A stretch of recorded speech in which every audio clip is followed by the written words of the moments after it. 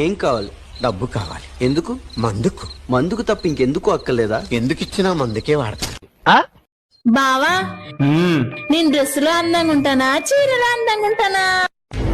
వంట రూమ్ లో. ఈసారి ఎగ్జామ్ లో పాస్ అవ్వకపోతే డాడీ కూరగాయల బండి పెట్టిస్తానన్నాడు. మరి బాగా ప్రిపేర్ అవుతున్నావా? బాగా ప్రిపేర్ అవుతున్నా అమ్మా. ఏది చెప్పు. కూరగాయలమ్మా, కూరగాయలు రావాలమ్మా, రావాలి. కేజీ టమాటా. అబ్బాయి గారు, ఆ పెట్లో టుక్కు టుక్కు అని కొడితే ఎంత ఇస్తారండి? 1,00,000. సంవత్సరానికా అండి? నెలకి. నెలకు 1,00,000 అండి? నేను వాకిలి ఊడ్చి కల్లాపి చల్లి అంట్లు తోమి బట్టలు ఉతికితే నెలకు 1000 రూపాయలు ఎత్తున్నారండి బాబు. మీ ఫ్రెండ్ పెళ్లి చేసుకునే అమ్మాయి పెద్ద గయ్యాలిదంట, వాళ్ళ ఫ్యామిలీ ఒక సైకో అంట. చెప్పొచ్చు కదా పాపం వద్దని. నేనెందుకు చెప్తా? నేను చేసుకున్నప్పుడు నాకు ఎవరైనా చెప్పిండా?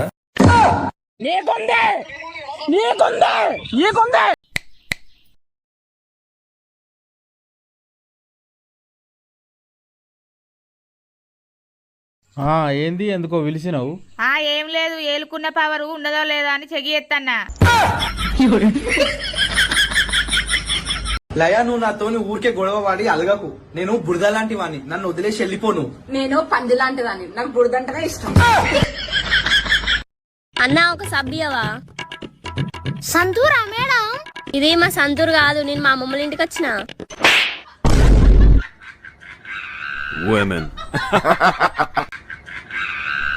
రాత్రి పాలకోవ తెచ్చినా కదా, కొంచెం తీసుకురా. నీ ఆరోగ్యం కోసం నేను తినాల్సి వచ్చిన పాలకోవా. నా ఆరోగ్యం కోసం నువ్వు పాలకోవ తినేదేంది?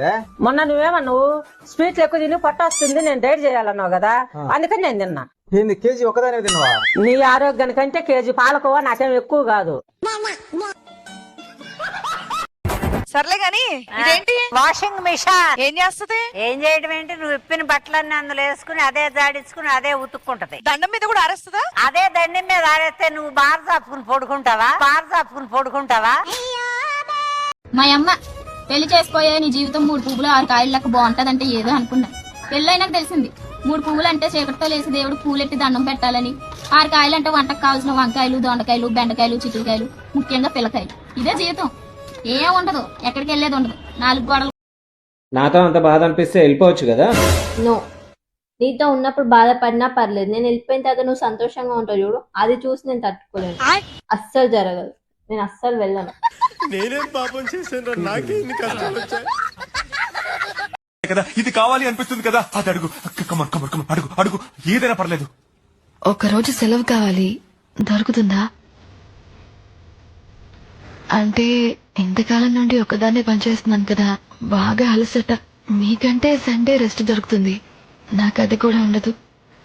నువ్వే చూస్తావుగా, రోజు పెయిన్ బామ్ లేకుండా పడుకోలేను. ఒక్క రోజైనా ఆ వాసన లేకుండా నిద్రపోవాలనుంది.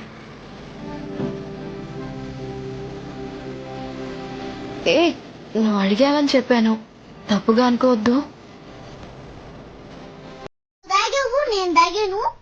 చికెన్ తిని ఆయన వచ్చాడు, అడిచాడు. చికెన్ తిని బలిసింది నీకు అని అన్నాడు. ఎవరు? ఎవరికి అన్నా? ఎవరికి కాదు, ఎవరన్నారు? ఆయన తాతయ్య. ఎవరికన్నాడు చికెన్ తిని బలిసిందని? నన్ను. మామయ్య గారు, నాగిన్ డాన్స్ భలే వేస్తారు మామయ్య గారు. ఇంకో 2 కొత్త స్టెప్పులు ట్రై చేయండి మామయ్య గారు.